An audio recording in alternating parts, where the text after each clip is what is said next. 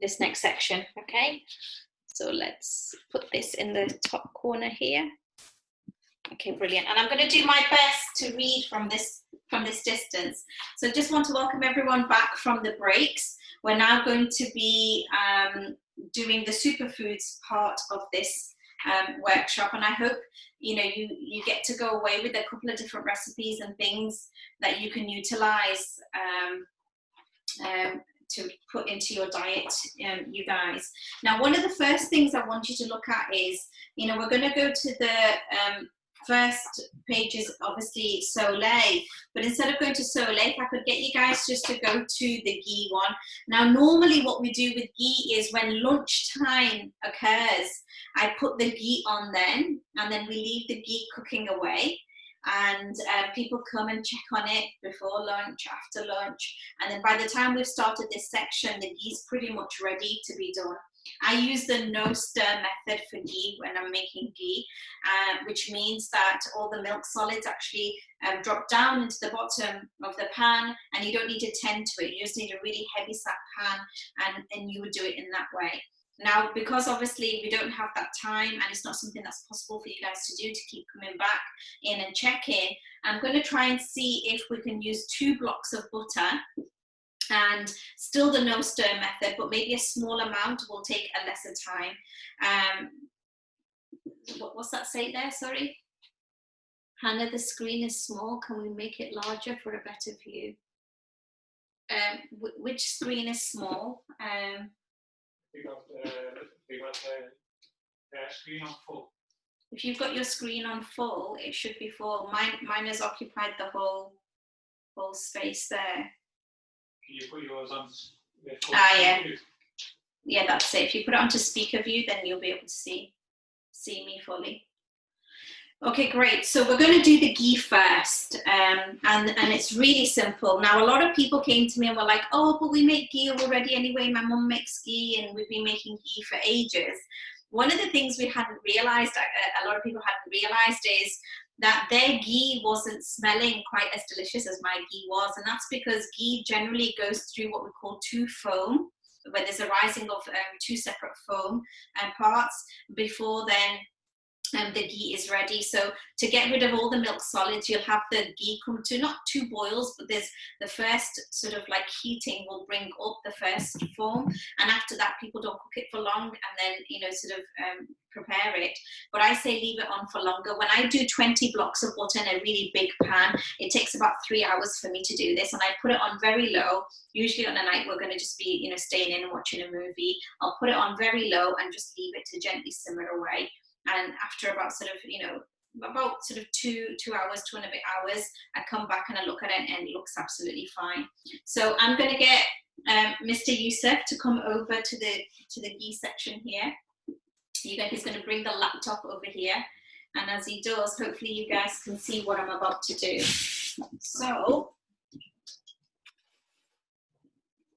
now I'm hoping you can see that screen there. So I've got a small, but it's quite a heavy set stainless steel pan. I'm going to put the heat on.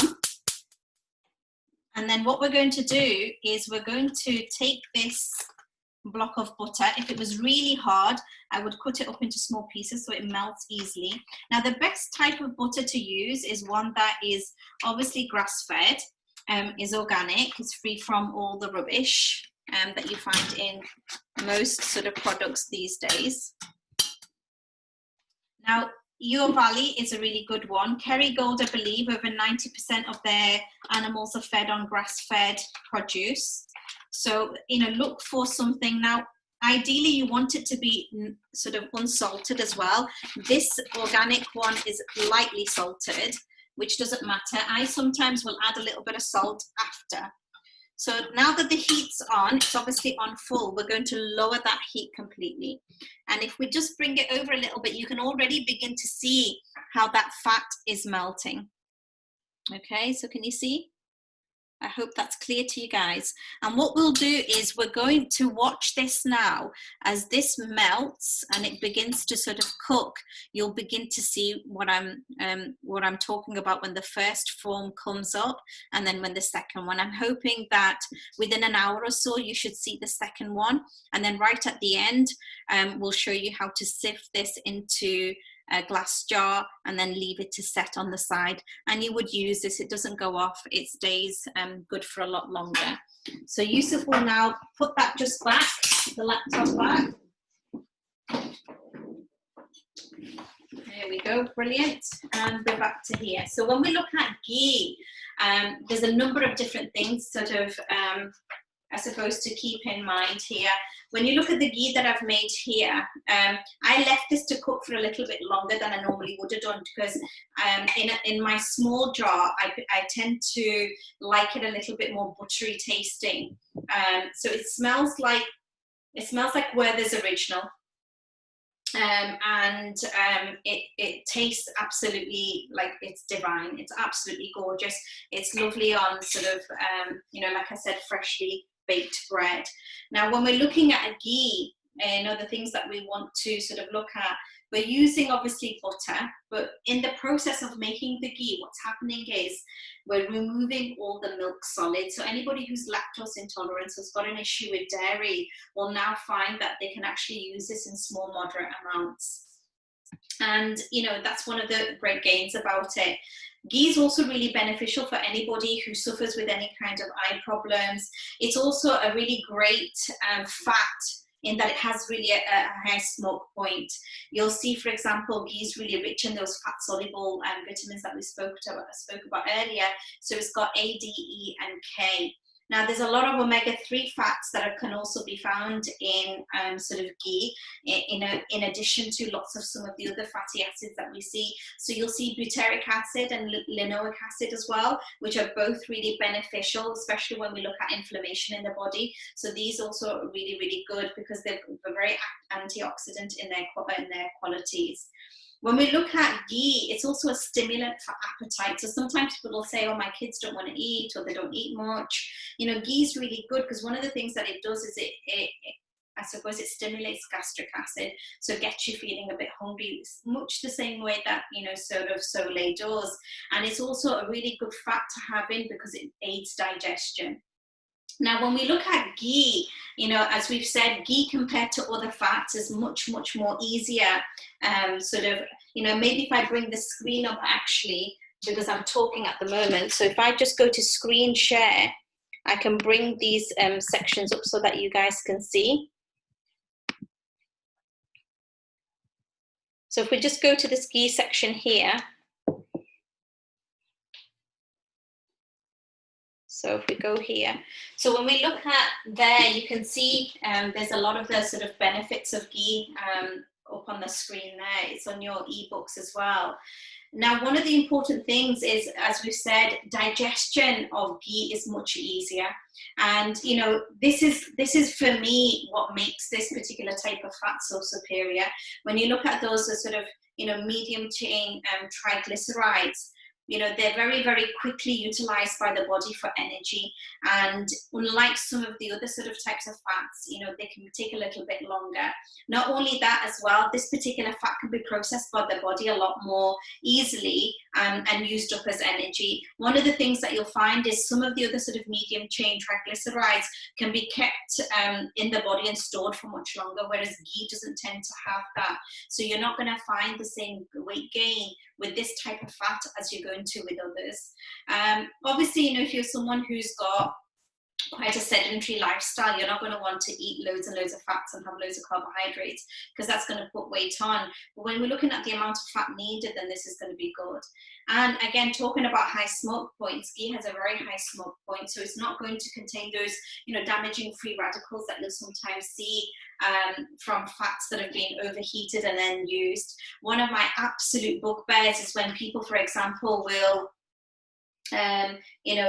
fry, say for example, samosas or fried chips. They'll have like a frying pan in the house, a chip pan, or some sort of pan, and they use that same oil over and over again. Oh my goodness me, like I literally go like this. I've got a sister who's she loves making samosas for my husband, and I'm forever saying to her, look, we don't really eat this kind of food, and I'm not going to waste that much oil frying a samosa and then throwing it away. It's not something I would advise, and certainly would say to people, please, what you're doing there is you're putting things into the body that's going to be damaging to the body. When we look at inflammation that can come from people who engage with fats that are more, those omega-6s that we have an overconsumption of in our diet, then ghee is particularly good because it's got something called butyric acid.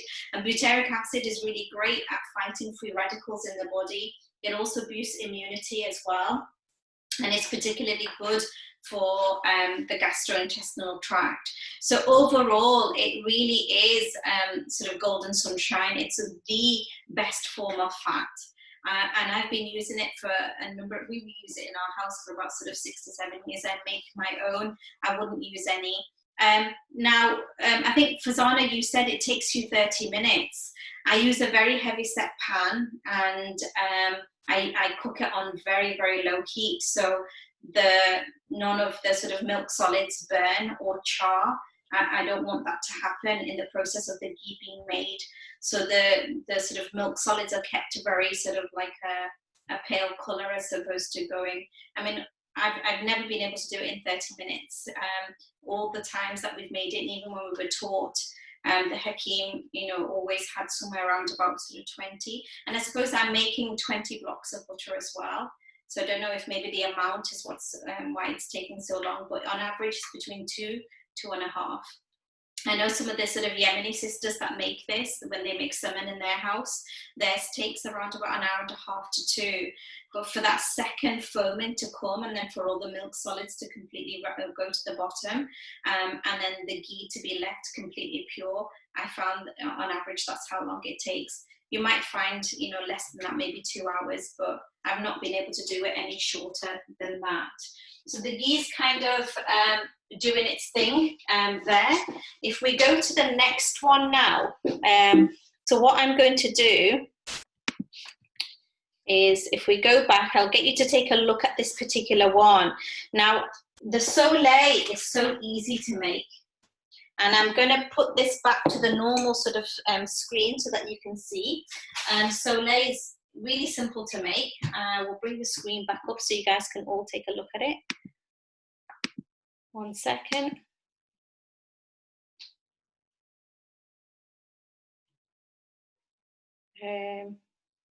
Where are we? Let's go to stop share. Here we go. And we're back to the normal. And if I bring chat up, maybe if I bring it on the side.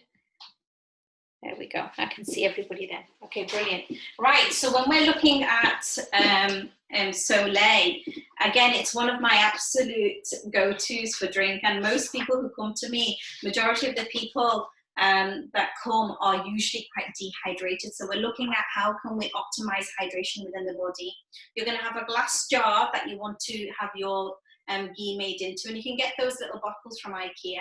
What you want to do is put 2 to 3 inches of salt at the bottom of the jar, and you can see there's at least sort of a good hefty amount of salt at the bottom. I've used pink Himalayan salt. You can use Celtic salt as well, but I tend to use that. It doesn't have to be in the granular form. You can use the blocks of Soleil as well. So we're going to put at least 2 to sort of 3 inches of salt at the bottom, and then we're going to pour some filtered water into the top of that bottle. Now, if you don't have a filtered jug, don't worry. You can always use Evian water, which I believe has it's the most alkaline form of bottled water. What you're going to do once you've put the water in is you're going to give that a good stir with a wooden spoon. You don't want to use, will it fit that way? Oh, brilliant. So you want to give that a good stir with a wooden spoon, not a metal one, because it changes electrolyte composition. So we're going to now mix this Soleil up like this, and then we're going to leave it overnight. The next morning when we come, what we want to be able to see is that the water will have all completely sort of settled at the bottom, and there should still be salt left at the bottom. Okay, when the salt is left at the bottom, you put the lid on, make sure it's covered or cling film or a coaster over the top. Once that settles, the water on the top will be clear, but there'll be salt at the bottom. And now what this will mean is that your water is now fully saturated with the salt. So at full saturation, we're talking at 26%. And that means then the water can't take up any more salt. Now your sole is ready. And then what you would do then is, let's just say this was your glass in the morning. You're going to come, make sure there's salt at the bottom. If there is, it's ready. You're going to then approximately pour in a teaspoon's worth. Okay, and you're going to pour a teaspoon's worth in and then fill this with warm water, or you're going to fill this with lukewarm water, room temperature water, and you're going to sip that in the morning. Okay, it is recording that, isn't it? Yeah, it's recording. Now, when we look at the benefits of this particular sort of I call superfood, then we're seeing that Himalayan pink salt has anywhere between 82 and 84 trace minerals. Some even say 87. So it's got 84, let's say on average, trace minerals. Those trace minerals are now going to be placed into your body. So for me, it's like having a morning, what we call mineral cocktail. And that's what you want to start the day off with. Now, one of the things that I particularly love about this one is that those trace minerals are now going to go in. They're going to boost hydrochloric acid in the stomach. They're going to improve digestion. But most importantly, it's going to allow for water to be maintained within the body. When we drink water, we also want to sip our water rather than gulp the water down. If I took now a watering can, fill that with water and poured that over my plant in one go, the water will seep out and I'll just be left kind of running to the loo, if that was me. However, if we come and we just sip this, then you'll find a great number of benefits to be had. People who struggled with sort of hay fever, seasonal allergies, you'll find sole is really good because Himalayan pink salt has a natural antihistamine effect that you'll find is really good. Salt is also a great what we call detoxifier in the body. So you'll find that actually when you use this, there's a natural detoxification that the body goes through. So initially you may find a little bit of loose stools, but then things will begin to also settle. Now, a lot of people are concerned, oh, well, I've heard lots of bad things about, it's not recording. It's not on recording. It is recording, sorry. And when we look at blood pressure, one of the things that you'll find is white salt, which I tell everybody to throw out of from their homes. White salt is extremely harmful. It's had all its mineral content stripped away from it, and you're just left with sodium. So sodium will raise, obviously, blood pressure. But when you look at sole, you've got those other trace elements there as well. So potassium has a blood pressure lowering effect. So with that combined and then working in synergy, it actually lowers blood pressure. So through hydration, use of sole, and working with the GP, I've managed to get a number of clients to be able to become normotensive in their blood pressure as well through utilizing sole. Now, when we look at this as well, salt is one of the things that also reduces what we call the impact of stress hormones on the body, in particular cortisol, adrenaline. So those, stress hormones will raise inflammation in the body. Salt, with its alkalizing properties, will come and buff that and not cause so much a problem. Salt, in water will activate what we call the salivary glands, releasing that amylase, in the saliva. And this is the first step in digestion. In the stomach, salt stimulates hydrochloric acid as well as the enzyme digest protein, which further breaks down the food. And it also stimulates secretions in our intestinal tract and the liver too. Now, this becomes really important. Sometimes when somebody's got low stomach acid, even a little bit of sole before a meal can be very helpful, or a little pinch of Himalayan pink salt.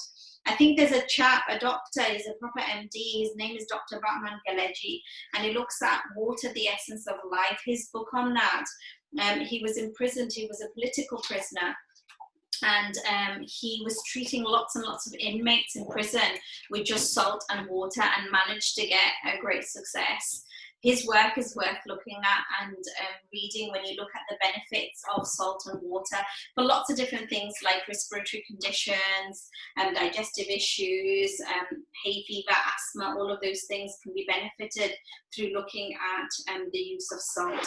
So that's, you know, Soleil there. So I will move that away from here and pop that into this little section here.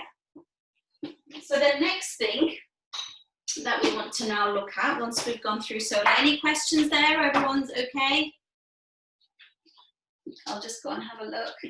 This is where I need Inspector Gadget arms. There we go, let's have a look. Whoa, a lot of comments. Yeah, that's okay. So you can have your Soleil. It lasts for months and months. It's like green, isn't it? It doesn't go over. Mine's in the cupboard over there. And you'll have it first thing in the morning. And as that starts to sort of go down, you just add more salt and more water, top it back up and just keep adding to it. So it should be absolutely fine there. So I drink a glass in the morning, and then, you know, I like a glass in the evening just to retire with as well.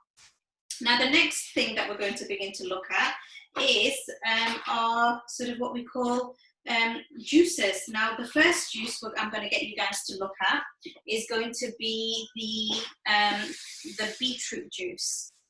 So let's bring this up on our screen here. And I am going to show you how to make a drink with my cold pressing juice. But just to begin with, I just want you to take a look at this. So from all what you see on the plate here, I probably wouldn't use such large raw beetroots. I'll use probably 2 for a juice. If I don't put 3 oranges in, I always put 3 beetroot in and 2 oranges. That's my normal go-to. And I will also use the beet stems as well. They're really good with B vitamins and whatnot. So I will use sort of the beetroot there. And I probably use somewhere between 4 to 6 carrots. I will use 3 oranges, a wedge of ginger, about an inch or so. I wouldn't put any more than that really when I'm taking this. And then I will also put a wedge of lemon into this. And I've got a cold pressed juicer, so everything kind of goes into that. Now, Reaper hasn't tasted my beetroot juice. So she's going to have a little taste of this. I absolutely like, oh my gosh, I love this stuff. So when I'm juicing on a day that I'm juicing, here you go, Reaper, you taste it and let them know what you think of this.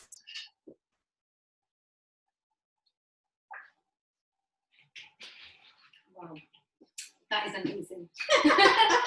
It's so refreshing. Oh my gosh, it's absolutely, wow. It's got a sweet taste as well. It's got that earthy, pungent taste from the beetroot. You've got a little bit of a hit from the orange. There's that ginger. And you can also taste the lemon as well. So can you imagine now what we've done here is, as we've juiced with the cold pressed juicer, now I'll drink this, sip this as a meal. Oftentimes when I feel as though I need a break from proper food.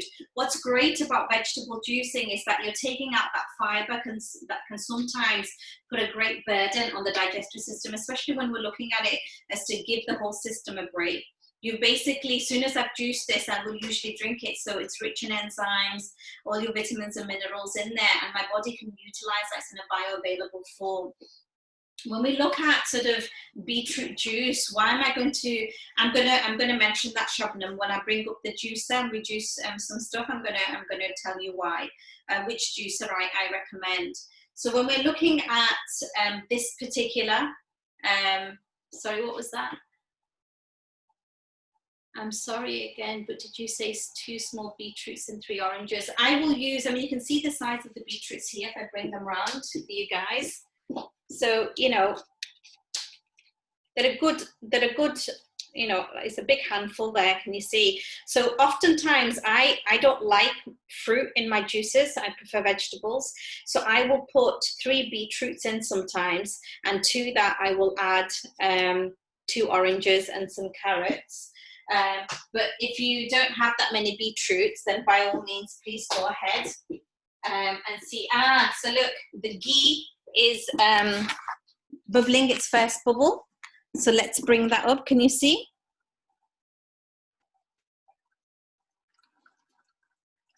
So that's the first foam that has just come up. And that's, what was that? Just over half an hour? No, so, these buttons. Okay, so when we look at beetroot now, we're going to look at some of the benefits to be had of this juice. When you've got someone who's suffering with chronic fatigue or fibromyalgia or just generally quite low in energy, beetroots are really, really great because they're rich in nitrates. So they allow for a greater sort of stamina, especially people who've been exercising and whatnot, and you'll see that the stamina can increase. And there's been a number of studies being done on this. I think Dr. Mosley did something on this as well. Do we remove the first foam? No, it's a no stir method, which means we leave it well alone, we don't touch it. That foam will rise and then go to the bottom of the pan. So brightly coloured vegetables like beetroots, carrots, oranges, they're really rich in phytonutrients which guard against damage that can be done to the body from inflammation, and also as well from heart disease and from hypertension as well. Carrots are rich in what we call soluble fibre. Obviously, we're juicing this, so we're not going to take a lot of those. But, you know, if we're generally eating carrots, then we'll find they really help in getting rid of sort of cholesterol, which binds to the bile acids, and that's carried out of the body. I forgot to mention there's a little bit of cinnamon in here as well. And again, cinnamon's really good because we've got sugars in the beets, we've got sugars in the oranges, and we've got sugars in the carrots as well. So the cinnamon here comes now as a moderator of that and make sure that we don't get a spike in the sugar so much, needing that insulin as well. Cinnamon's also really good at curbing what we call cravings, and adding a pinch of this will obviously maintain the blood sugar. Ginger's got a very anti-inflammatory property. It will help with digestion, take away bloating, and it aids metabolism, and it's fantastic for circulation because it's a stimulant, remember, so it will get things moving around the body. Oranges, as we know, are rich in vitamin C. They're also really high in magnesium, potassium, and other vitamins, and they've been shown to reduce what we call cortisol levels inside of the body. Now, when we're looking at oranges and we want to peel the orange, if I bring this a little bit closer here for you guys to see, you can see the way that I've peeled the orange. I've just used a knife and kind of just gone along the edge of the actual orange, but I've left that white pith. Now, when you look at Jay Cordish, who's a famous sort of juicer, he will tell you that a lot of the vitamins and minerals in the actual orange is going to be in this part of the orange. And the sort of inside bit, which is the pulpy bit that you see here, is more so the sugar water. So we want to maintain as much of that part of the orange as possible. I'm going to cut that up and then we're going to pop that in there. So again, just to go through, we're going to use like sort of, you know, and again, I always say to people, there's no hard and fast rules. You know, use these in the quantities that you want to, but the ingredients are going to be orange, carrots, lemon, ginger and cinnamon. That's what you want to be able to use, and I tend to use things in 3s or 2s, you know, however much you want. But for 500 mils, we want to have 3 beetroots, 3 oranges, maybe 4 to 5 carrots, a wedge of lemon and an inch of ginger, and then literally a pinch of the cinnamon.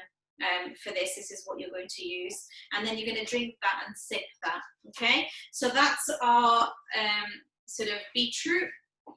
And just like earlier, we're going to pop this one here. So the next thing that we're going to do is we're going to bring now our green juice. So this is the green juice plate here. And I'm going to put this here, like so.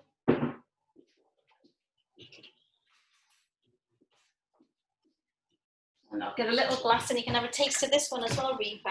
So when we look at the green sort of juice here, let's put a little bit. This is my favorite juice. I call this the mean green. I mean, this is a fabulous, fabulous tonic that you're gonna be able to drink and have. And again, you can see up close, it's just pure juice. It's just, you know, green. It's a dark green, gorgeous sort of, can you see the color here? Just makes you happy even just looking at it. Now, when we look at this, this is your plate of stuff that you've got on here. So we've got our kale, we've got our spinach, we've got our celery, we've got our apples, we've got our lemon, and we've got our ginger. Now, I would, to my green juice, I only ever add 1 apple. And this is a pink crisp here, but I would normally add like a green apple to this, but I only had pink crisps in, so that's fine, you can use that as well. Now, out of a month, I'll probably say 1 week, I will have sort of 3 a week. Out of a month, 1 week will be mostly quite a lot of juices, okay?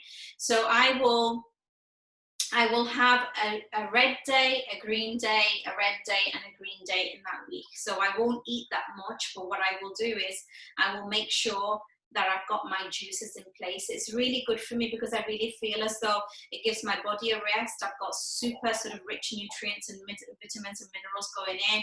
I keep hydrated. And I have a healthy meal of like fish and some really simple vegetables and nothing much else that day. And it really does me well.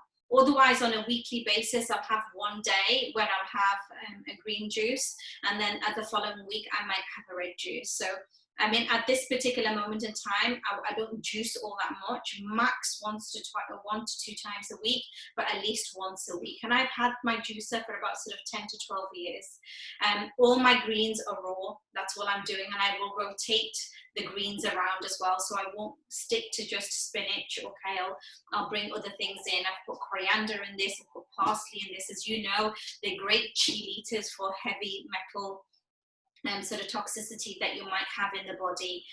Again, make sure whenever you're buying your celery sticks that these are organic, please, because otherwise they suck up all kinds of you know, harmful sort of you know, pesticides and things that farmers will put in.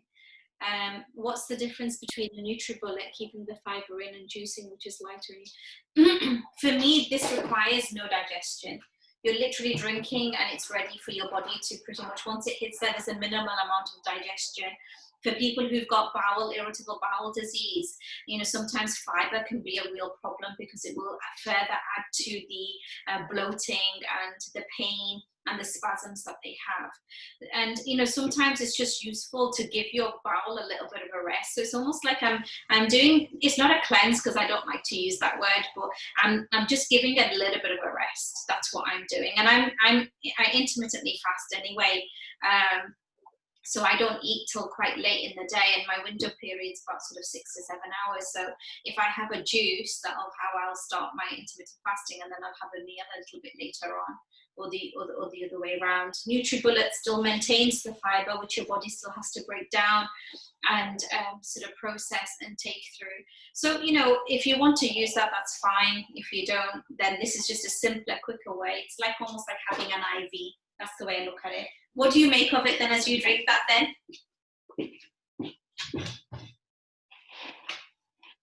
Oh wow. Another healthy drink. Another healthy drink. Healthy drink, and it's refreshing as well. Oh, I love this. I love the green. Yeah. I really love this. And it's not bitter. No. That you would think it was, but it's no. It's got a sweet taste as well. It's got a slight sweet taste, and that'll be from the apple and the celery as well. Again, these foods, if you look at them, can be quite cold and drying, right? But once we've added in the apple and we've added in that ginger, believe it or not, an inch of ginger and something like this can pack quite a punch. And so, you know, I want you to look at this and see how you guys will be from something like that. So now that we've done the green sort of juicing, what we're going to do now is, let's bring the actual juicer up. So the actual juicer that we've got there, and we're going to bring in some apples that we cut earlier. And I just want to show you guys. So this is my juicer here. It's my masticating juicer, which means very simply that when we look at it, okay, in fact, I can leave this bit in. I don't have to.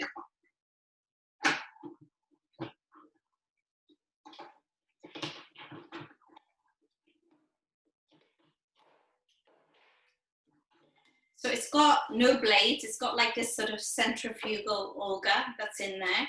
And this is what the vegetables sort of kind of turns around, and as it presses it against this, it extracts all the juice.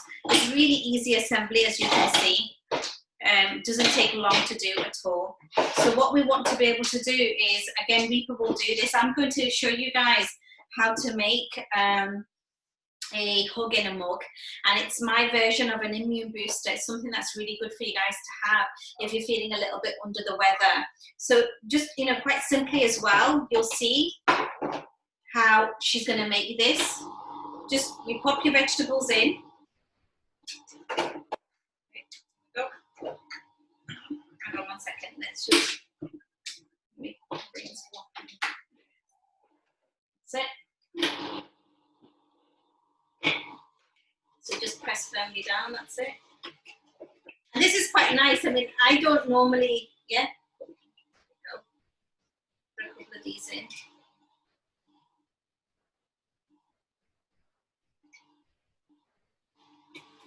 That's it, really press, shove down.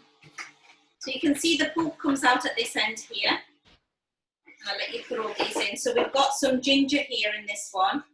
There's a fair bit of ginger there. I might take a little bit of that ginger away. Don't want to put too much in. So I've got about 1 inch of ginger that goes into there. We've got a wedge of lemon, again, that's going to go into here.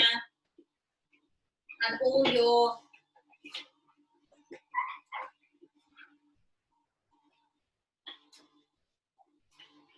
that's it, needs shoving in. And I'll show you guys while she makes that juice.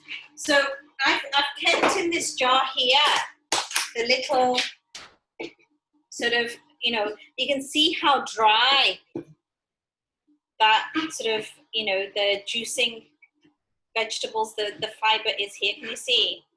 Look how dry that is. So this is all like your, can you see your insoluble fiber? Isn't it amazing to be able to see that like that? Can you see it? This is from the beetroot juice here. And even the oranges comes out quite, and I'll show you the green one. So that just goes onto the compost heap. You know, the hug in a mug is basically just, I mean, I'm making this for 2 people. It's 1 apple, a wedge of lemon, 1 inch of ginger, a teaspoon of honey, and a pinch of ginger. I mean, look how dry this is here. I might have to shove it down. Yeah, that's it. Here you go. I know. I'm really ruthless with this.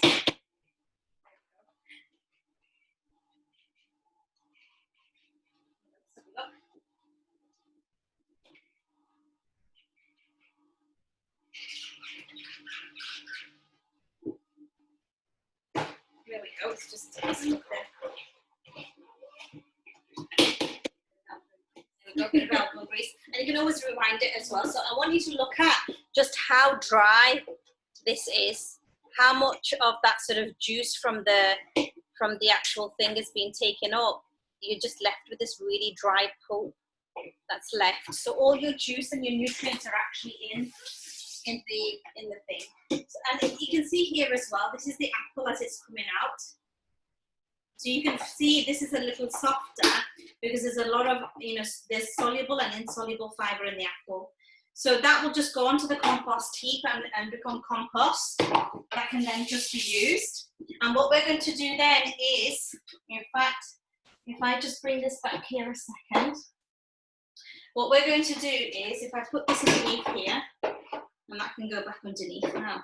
And it's really simple to sort of wash. This whole thing just comes apart like so, and I'll put this here. And what we're going to do then is we're going to bring this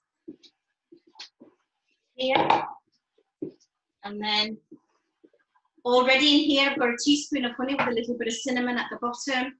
We're going to fill this to about half there, and fill this to about the same. Give it a quick little stir just to mix everything in. And we've got a kettle that we pre-boil the water at break time. So this is ready now. And all we're going to do to that is fill that up with water. And there's your hug in a mug. Now, anyone who feels a little bit under the weather or feels like they're coming down with something, then again, what they're going to be able to do is just utilize this drink.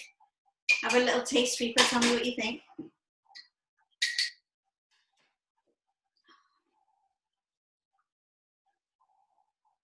Lovely. It's delicious. Oh, It's so nice. absolutely, like, honestly, I'm not just saying it, but it's really, really delicious. So I want you to put in 1 apple, a wedge of lemon, an inch of ginger, a pinch of cinnamon, a teaspoon of honey, and really drink that. It's rich in vitamin C. There's so much benefits in apples that we've already kind of gone through.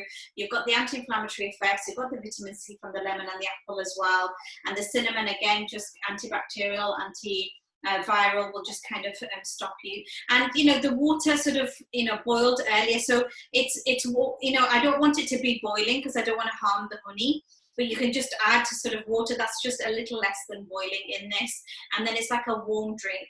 I call this is my alternative to Lemsip. This is a hug in a mug, and anyone in our house who feels a little bit under the water, I literally just bring this in, and they're able to sort of you know, sort of have that without. Can I just say, it tastes so much better than Lemsip. Oh, it's a million times better than Lemsip. Yeah. And I don't know anybody who, you know, it feels ill from this. Now, the next thing that we're going to go through, and you can hear the ghee is, you know, tick-tocking away. So we're going to just bring this here for a moment. I want to show you sort of 2 different types of ingredients that we can use when we do the sauerkraut. So when we're looking at this, in fact, you know what I'm going to do? While she's mulching, I'll talk about that. Let's get the sauerkraut started first of all. So I've got, when I make my sauerkraut, you're going to laugh at this now. I use this size, sort of like a big stainless steel dish. I've got here, and again, I'm going to send you a little YouTube video just for the exact recipes and proportions of things that you need. But I've got 2 pounds worth of cabbage, carrots. I've got a teaspoon of fennel seeds. Now this is my extra that I add on. So I add a teaspoon of fennel seeds, some chili flakes. I've got carrots that I've grated, and I've got the cabbage that we've shredded there, okay? So all of that is gonna go onto this little tray here, like so, okay? Let's put this to one side.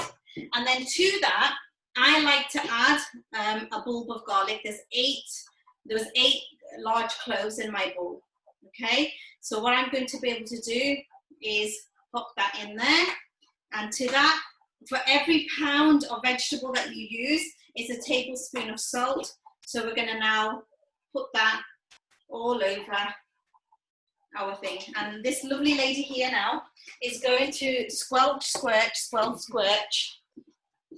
That's it. You're going to really mix that up. And what I will do is I'll get you to butcher up a little bit on this way, and I'll bring this round to this side so I can show them.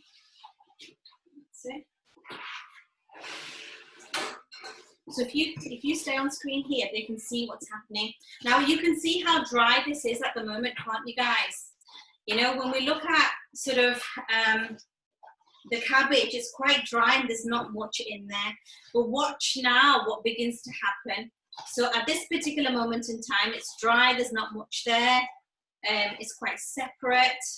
And we're going to mulch all this and be able to get it into a jar, which we're going to show you. The garlic is, it's crushed garlic for Zana. And so Kieran, when we're looking at the vegetables that we put in, we're weighing the vegetables rather than how many carrots and how many cabbage, we're going to put in. You're going to do 1 pound of vegetables or 2 pounds of vegetables or 3 pounds. So that's the weight. Kimchi and sauerkrauts, I suppose they are, if you wanted to, you could use them. Any one of those fruits. Like already, can you see what the salt has done? Already, yeah. Can you see how already the salt is starting to break down the cabbage and the carrots? And you can see how texture-wise, this is beginning to look different. kimchi takes a little bit more love and attention to make, I think. I've watched a video and watched in awe at how they made it. I've not yet, you know, sort of, I've ate it, but not made it myself.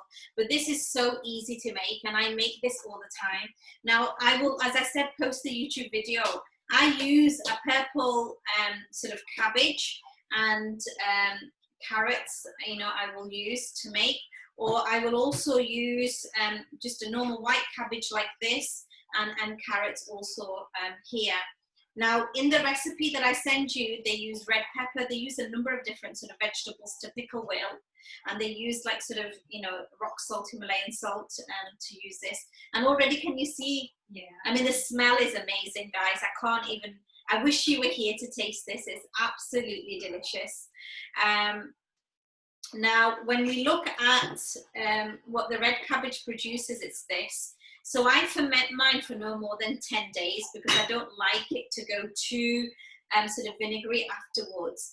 But, you know, I've added my little touch of garlic, my touch of fennel seeds, and my touch of, what do you call it, chili here. I think, Hannah, you've tasted this, right, Hannah? When you came and, you know, you loved it. And again, have you tasted my sauerkraut, Rita? Never taste? That is delicious. Isn't it gorgeous? So I have this on everything, by the way. Oh, did you put garlic in that? Garlic, and I've put chili in it as well. So look, there's literally, It's got a kick. I love chili. I put chili in everything. This is absolutely delicious. You don't have to put the chili. You don't have to put the fennel seeds in this likewise as well. So I'm going to have a bit more because it's so nice. Just And like, I'll eat this much when I'm sitting down. I can easily eat a bowl. So it's like your cinema food. Yeah, literally, it's my cinema movie. Let me get you to taste this one as well. So this is just a white cabbage one. It's a little bit different. That's crunchier. Yeah. That's nice. So, again, so honestly, so delicious. Absolutely. Love it. I just finished my mouthful. Look what's happened to the cabbage. Now, you can do a mixture. I've done that as well. Look what you can begin to see on the cabbage here. So if you raise this and squeezed it, can you see if there's any juice that comes out? Yeah, can you see already? And that's not even 5 minutes of doing this. Isn't it amazing? So what we want to be able to do is we want to make sure that we continue this mulching just probably for another few minutes as we do this. Now, any questions come up? Now, when I take this, I take about a tablespoon, a very heat tablespoon before a meal. And, you know, even first thing in the morning, I will have this sometimes. Now, I've added ginger. I've actually added ginger, and it was horrible. I did not like it at all. Where can you get one of the, Hannah? That was from IKEA about sort of 10 to 15 years ago, but you can get them from IKEA still. Do you know it was actually a candle tray? And I use it for all kinds. Now, you've had this sauerkraut, haven't you, Hannah? What did you think of it?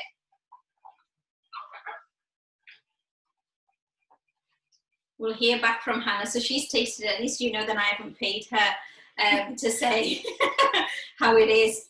So the reason why we're squelching so much now, guys, is because for this all-important bit, which is where we will now get this cabbage, okay, into this jar here. Now, they tell you to get like a sterilized jar. If I'm honest with you, this isn't sterilized, and I haven't used a sterilized jar in I can't remember how long. When it comes out of my dishwasher, I consider it sterilized. So this is what I do. So you can already begin to see, look at the water that's forming on the bottom. Can you see as we move that then how much water is coming out of that? So this is brilliant. Now this is the bit that's really good. This is where you pound the cabbage into the bottom of the jar to get all those air pockets out. So you can now begin to see, we can move this aside a little bit. And we'll put this jar on top of here because we can always wipe and wash down the bottom. So you're great at this. You can come again. So you're going to take your out, put it in, and then you're going to pound that that's it. Really press it down. And as she keeps doing that, okay, so while she does that, gets it to a certain level, I'm just going to bring you over. So now, look, can you begin to see the second foam has started happening to the ghee?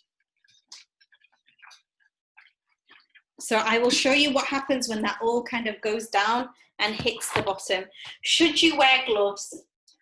I don't like to wear gloves, Asma, only because I like to get up close and personal with my food. But you know what? Some people don't like the smells, and by all means, yes, wash the gloves to get rid of any of that powder that they put on latex gloves. Now look at this. This is the bit that brings me absolute delight. Look, when she presses down, can you see how much water is being produced? Wow, look at that. I mean, that is incredible. So look, we've added no water at all to this. This is literally just from the salt and from the squelching and squishing that she's been doing with those wonderful hands of hers. And in that way, can you see how very quickly you can, so how long has it been since the first form? So that was another hour and no, half an hour, so 40 minutes again. So it's just been over an hour since we've started, an hour and 10 minutes, sorry, it's been. Okay, wow, so that's it. Look at how much water you can get out. Wow, brilliant. So you keep going with that until you filled it right to the top, so I can show these guys what to do. Now, when we're looking at sauerkraut, let's look at some of the benefits of sauerkraut now, you guys, okay? So some of the benefits of sauerkraut, as I've said to you, when we look at sauerkraut, a cup of cabbage before it's been fermented has, you know, sort of 30 milligrams of vitamin C that it contains. Once it's been fermented, that cup of cabbage now has 700 milligrams of vitamin C. So when you look at winter, and especially this, oh, look at that. That is that not amazing? Wow. Absolutely fabulous. It's very therapeutic to do. When I make sauerkraut, I make several jars of this. So once we get it to this stage now, there's enough water here, because this is what we call anaerobic sort of fermentation. We need that sort of lactic acid that you find, that lactobacillic acid that's on the cabbage and whatnot.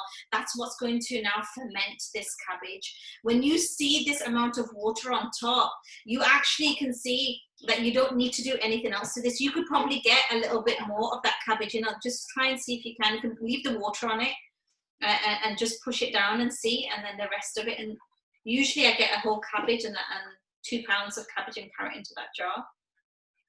Is it okay? Yeah, yeah, no, it's good. Yeah, that's fine. And you can add the rest of it there. So what I tend to then do is I will get all of that in there. So as we're saying, in the winter months, we want that vitamin C as much as possible. And, you know, once I've sort of fermented it, there is no, I mean, I've had it up to a year. I mean, not that it ever lasts that long, but one time I made it for a friend and she kept it in the fridge. She hadn't quite eaten it. And that lasted for like at least a year. Now, the most important thing here is that all your vegetables must be under the water, otherwise it will spoil. Okay, so what we want to be able to do is we then can get something like a glass jar like this, and we can put this on top. So if you just hold this down here for me like this, I just want to show these guys now how this, just by adding that, can you see how every single bit of that vegetable is under the water? There's nothing above it. Is that clear? Can you see how that water is on there? And then what I will do to that is, you don't need a lid on top. You know, it doesn't have to be covered with a lid, but I will just add that lid on top just for a weight. Wow. Yeah?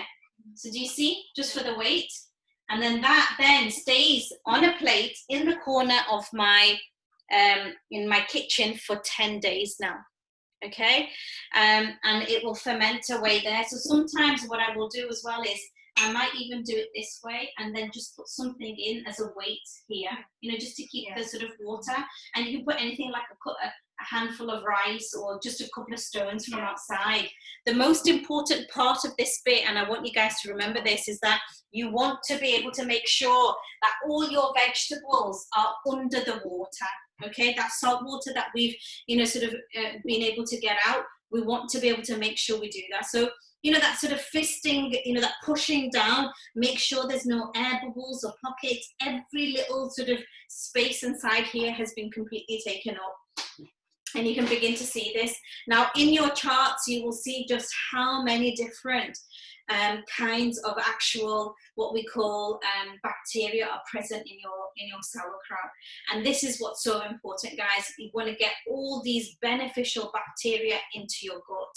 It's so rich in vitamin K2, and that vitamin C that I've just mentioned to you there as well.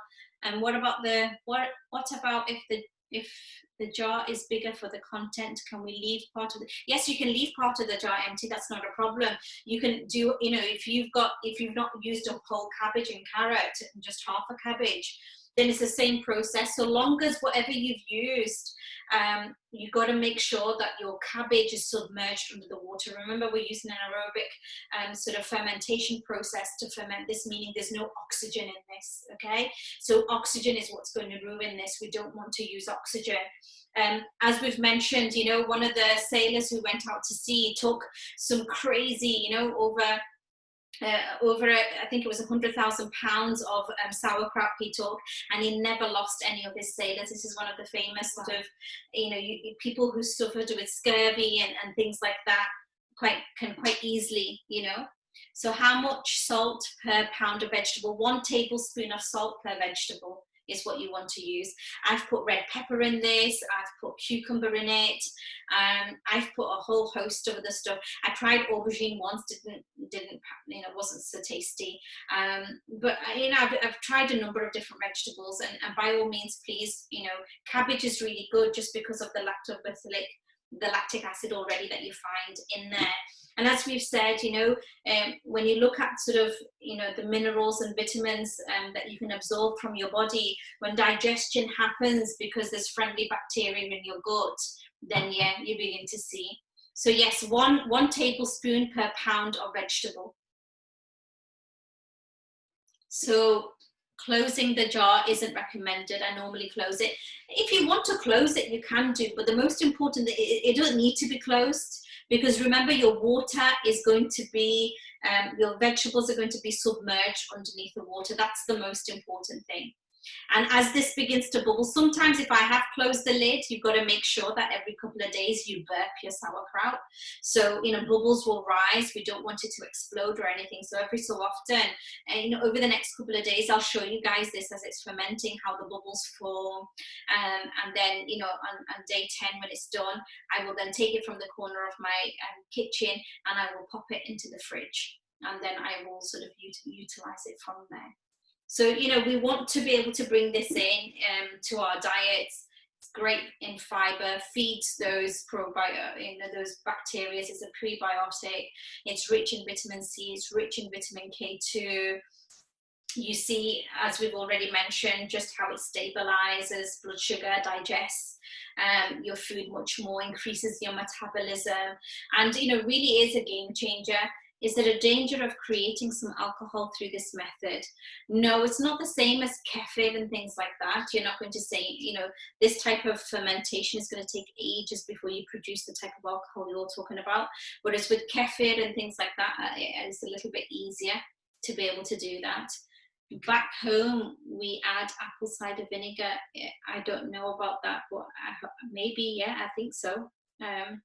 Store-bought sauerkraut, unfortunately, doesn't have the same benefits because it's been pasteurized. So because of that pasteurization process, you don't get all the benefits that you normally would do if you hadn't done this.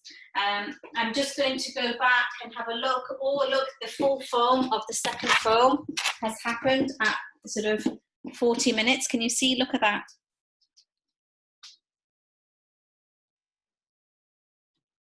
And it's just been very, very gently simmering away. It's a real sort of, slow sort of intensity that it's cooked under. And already the smell has changed. In the first sort of foam, when you're doing this, what you'll find is it smells a little bit like a farm. But by the time the second fermentation comes in, you get this really beautiful, almost toffee-like smell to this, and it's really nice. If you ferment it for a longer period, you get more beneficial bacteria, and you probably get more in terms of the amount that you have, and it becomes very vinegary and sort of acidy, which is why I don't think I've gone longer than 2 weeks.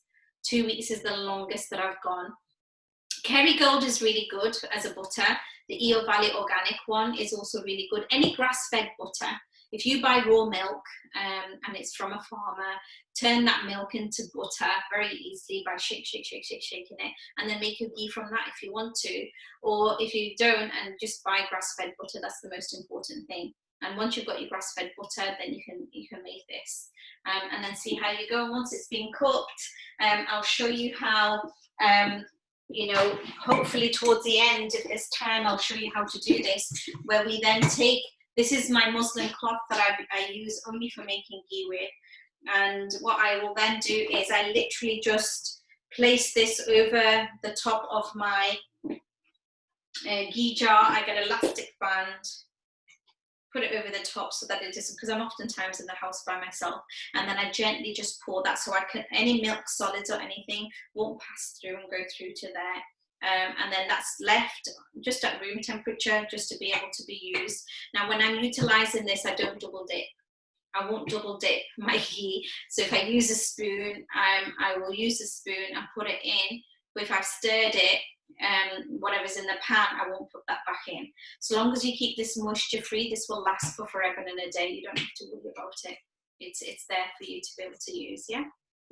It's just a muslin cloth. They're called muslin cloths. Those baby, those baby sort of slob sheets, I think they're called. It's been that long since I've had a baby, but yeah, they're just muslin cloths that I buy. You can use a coffee filter if you don't have one of these. You can use that if you want to.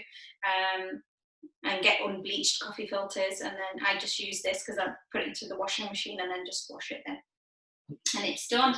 So we'll keep an eye on the ghee.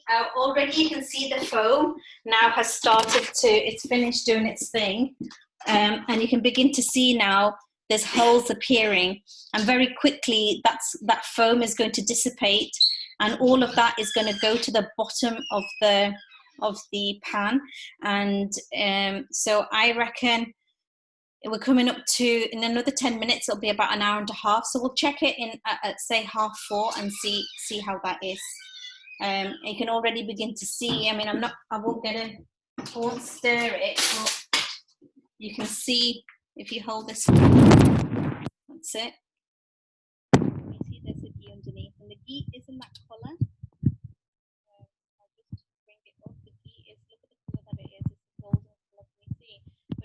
Darker because the milk solids right at the bottom of the pan there are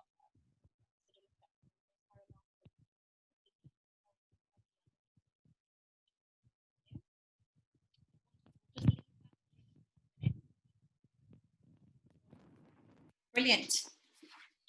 So what we'll do now is go to break, guys, and then we will come back from break and then finish the last bit off. And I'll see you in a few minutes then, yeah? Wonderful.